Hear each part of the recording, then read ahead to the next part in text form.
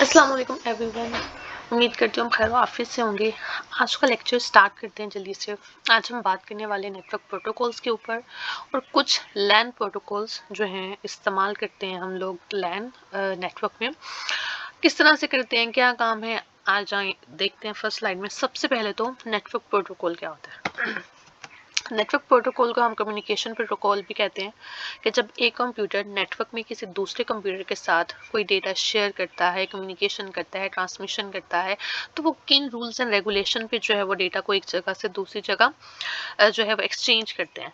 तो network protocols कुछ set of rules हैं जो कंप्यूटर्स नेटवर्क में फॉलो करते हैं जब भी उन्हें इंफॉर्मेशन एक्सचेंज करनी होती है दूसरे कंप्यूटर्स के साथ। क्योंकि डिवाइसेस जो हैं वो कम्युनिकेशन प्रोटोकॉल्स के बगैर नहीं कर सकते, यानी कि कोई भी काम आप बगैर किसी रूल्स एंड रेगुलेशंस के परफॉर्म नहीं कर सकते। आम रूटीन में भी देखा जाए तो ज़िंदगी गुजारने के कुछ असूल बनाए गए हैं और पे जो है वो पाबंदी के साथ जो है वो ये भी कहा जाता है कि इसको आपने फुलफिल करना है। तो इसी तरह एक नेटवर्क में भी जब आपने एक्सचेंज करनी है कोई इन्फॉर्मेशन एक कंप्यूटर से दूसरे कंप्यूटर के साथ, तो कुछ प्रोटोकॉल्स या रूल्स को जो है वो आपको फॉलो करना पड़ता है। उसी को आप नेटवर्क प्रोटोकॉल कहते हो। तो हमारे पास लैन प्रोटोकॉल्स में वो प्रोटोकॉल्स आएंगे जो लैन बेस्ड नेटवर्क में जो है वो इंफॉर्मेशन या डेटा शेयर करने के लिए इस्तेमाल किए जाते हैं। तो फर्स्ट हमारे पास जो इसकी टाइप है वो है एथरनेट। एथरनेट एक केबल होती है जो आप मोस्टली इस्तेमाल करते हो। और टोकन रिंग। और थर्ड जो है वो आपके पास अटैच रिसोर्स कंप्यूटर नेटवर्क है। ठीक है। तो फर्स्ट ऑफ ऑल हम देखते हैं कि एथरनेट क्या होता है। एथरनेट हमारे पास सबसे ज़्यादा कॉमन तौर पर इस्तेमाल होने वाला नेटवर्क प्रोटोकॉल है। आम तौर पर ये जो है वो हर एक जगह इस्तेमाल हो रहा होता है। इसमें जो है आप हाई स्पीड नेटवर्क केबल्स को जो है वो इस्तेमाल करते हैं, जिसको आप बस भी कह सकते हो। जैसे हम बस टोपोलॉजी में एक मेन बैकबोन बस होती थी ना, उसको। ये जो है वो सस्ता भी होता है और उसको मेंटेन करना और मैनेज करना बहुत आसान होता है, इसलिए जो ये कॉमनली इस्तेमाल होता है। तमाम कंप्यूटर जो हैं एक ही एथरनेट को इस्तेमाल करके डेटा को रिसीव और सेंड कर रहे होते हैं। यानी कि एक केबल है जिसके साथ मल्टीपल कंप्यूटर्स अटैच हैं और सब उसी एक केबल को जो है वो इस्तेमाल कर रहे हैं डेटा को सेंड करने के लिए भी और रिसीव करने के लिए भी।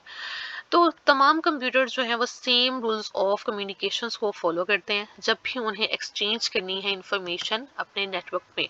तो इस टाइप की जो है हमारे पास एथरनेट मौजूद होती है, जिसमें मल्टीपल जो है वो आपको वायर्स नज़र आ रही होंगी कलर्स की।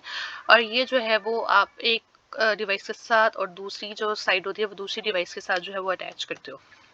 जैसे इस डायग्राम में अगर देखा जाए तो ये जो ग्रीन कलर की वायर्स दिखाई जा रही हैं ये आपके पास एथरनेट है और ये मल्टीपल डिवाइसेस के साथ जो है वो अटैच है। तो इससे क्या होता है कि आप जो है वो इजीली डेटा को जो है वो एक जगह से दूसरी जगह ट्रांसफ़र कर सकते हो। दो कंप्यूटर जो हैं वो एक ही वक्त में डेटा को जब सेंड करते हैं तो उनका मैसेज हो जाता है लॉस। जिस तरह हमने बात की थी बस टोपोलॉजी में, जब आप एक ही केबल इस्तेमाल कर रहे हो सब कंप्यूटर्स और दो कंप्यूटर्स एक वक्त में कोई डेटा रिक्वेस्ट भेज देते हैं किसी दूसरे कंप्यूटर को, तो उनका डेटा जो है वो जो भी मैसेज होता है वो लॉस हो जाता है।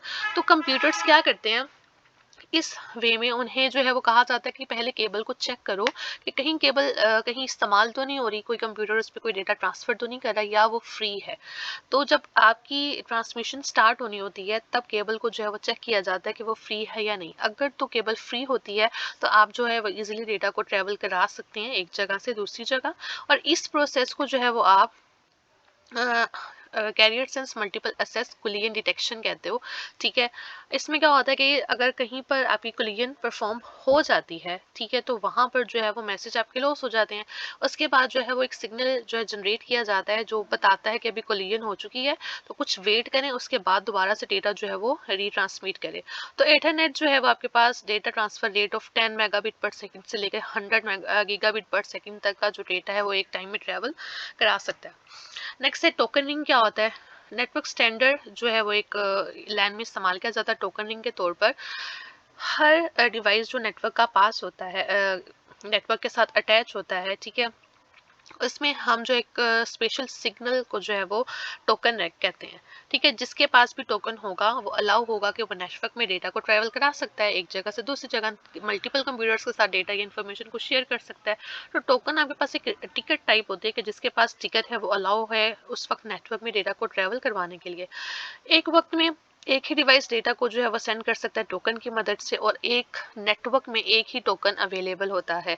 इसकी वजह से क्या होता है कि आपकी क्लियर ऑकर नहीं होती और ना ही मैसेज जो है वो लॉस होते हैं, क्योंकि एक वक्त में जब एक ही कंप्यूटर मल्टीपल कंप्यूटर्स के साथ डेटा डेटा एक्सचेंज कर सकता है तो फिर इसमें क्लियर हो ही नहीं सकती। तो डेटा ट्रांसमिशन रेट जो है वो इसका स्लो होता है एज कम्पेयर टू एथरनेट।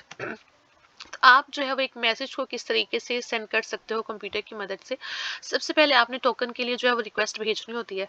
अगर तो टोकन पहले से ही किसी कंप्यूटर ने हायर किया हुआ है और वो जो है उसका काम परफॉर्म करा रहा है, तो आप जब रिक्वेस्ट भेजते हो तो वो जब फ्री होता है तो वो टोकन आपको असाइन कर दिया जाता है।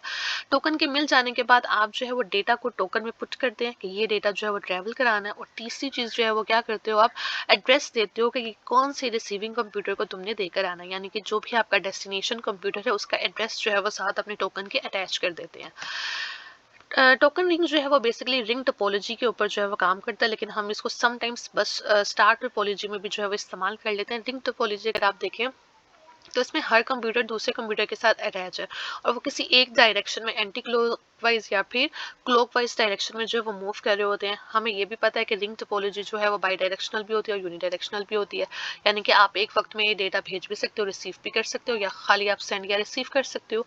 तो हम जो है वो रिंग टोपोलॉजी और स्टार टोपोलॉजी दोनों में जो है वो इस प्रोटोकॉल को इस्तेमाल कर सकते हैं। कंप्यूटर जिसका एड्रेस जो है वो मैच हो जाता है उस एड्रेस के साथ जो आपने टोकन में दिया था, वो डेटा रख लेता है। ठीक है। और इसके बाद एक एक्नॉलेजमेंट जो है वो मैसेज सेंड किया जाता है सेंडर को कि आपका जो मैसेज था वो रिसीवर ने रिसीव कर लिया है। इससे क्या होता है कि कंप्यूटर को पता चल जाता है, जो भी सेंडर होता है, कि मेरा डेटा जो है वो रिसीव कर लिया गया है। इसका डेटा ट्रांसफर रेट जो है वो 4 मेगाबिट पर सेकंड से लेकर 100 मेगाबिट पर सेकंड तक है। इतना डेटा जो है वो एक वक्त में ट्रेवल करवा सकता है। एआरसी नेट क्या होता है? Attach resource computer networks. ये 1977 में इंट्रोड्यूस कराया गया। ये twisted pair cable, coxal cable और फाइबर ऑप्टिक केबल के ऊपर जो है वो बेस करते हैं। ट्विस्टेड पेयर क्या है, कॉक्सियल केबल क्या है, फाइबर ऑप्टिक केबल क्या है, ये हम इंशाल्लाह थर्ड चैप्टर जब हमारा स्टार्ट होगा उसमें पढ़ेंगे। फिलहाल टेंशन नहीं लेना, ये तीनों जो है वो फिजिकल केबल्स की टाइप है। हम इसे स्टार टोपोलॉजी में, बस टोपोलॉजीज में या फिर इनके कम्बिनेशन में जो है वो इस्तेमाल कर सकते हैं। और बस टोपोलॉजी और स्टार टोपोलॉजी का कम्बिनेशन जो था वो ट्री टोपोलॉजी था, अगर आपको याद हो तो। एआरसी नेट जो है वो स्लो है एज कम्पेयर टू जो हम पहले पढ़ चुके हैं, और इसका ट्रांसमिशन रेट जो है वो 2.5 मेगाबिट पर सेकंड तक है, यानी कि इतना ही डेटा जो है ये एक वक्त में ट्रेवल करा सकता है। पॉपुलर है क्योंकि ये एक्सपेंसिव नहीं है और रिलायबल है, देर पार चलने वाली चीज़ है, तो इसलिए जो है थोड़ा पॉपुलर है और लोग इसको इस्तेमाल करते हैं। इसको सेटअप करना बहुत ज़्यादा आसान है, और एक्सपेंड करना यानी कि एआरसी नेट के through, attach resource computer network के थ्रू आप जो अपने नेटवर्क को एक्सपेंड कर सकते हो, बढ़ा सकते हो, इसलिए भी इसको इस्तेमाल किया जाता है। अच्छा जी, एआरसी नेट की क्योंकि ट्रांसमिशन रेट कम थी तो इसकी एक और नई जो है वो वर्जन निकाली गई जिसको आप फास्ट एआरसी नेट कहते हो, जिसकी ट्रांसमिशन रेट जो थी वो ज़्यादा थी प्रीवियस वाले से। तो इस वजह से जो है आप इसको भी जो है वो बेहतर तरीके से इस्तेमाल कर सकते हैं। यहीं पर हमारा लेक्चर आज को ख़त्म होता है। उम्मीद करती हूँ कि कोई क्वेश्चन आपका जो है वो माइंड में नहीं होगा। कोई भी क्वेश्चन है तो आप कमेंट में पूछ सकते हैं। मिलते हैं अगले लेक्चर में, तब तक के लिए खुदा हाफिज़।